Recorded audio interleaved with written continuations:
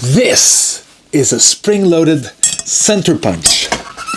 Astounding tools! These astounding little tools are used to make small indentations into your work so that you can reliably seat a drill bit without having it bounce and skip all over the place. But how does it work? Why?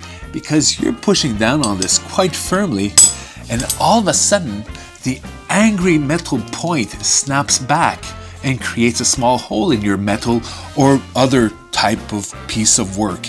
So, how? Well, essentially, it's energy stored in a spring. Let me show you. These are the components which make up the punch. There's the punch, then the pin and the pin spring. On the back end, you'll find the hammer and the hammer spring. You compress the spring, it gets triggered and violently hits the hammer forward.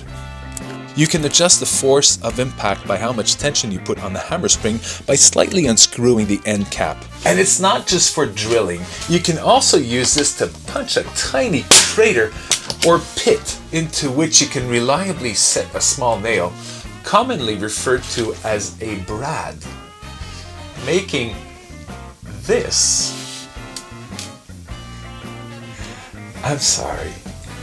making this a brad pit.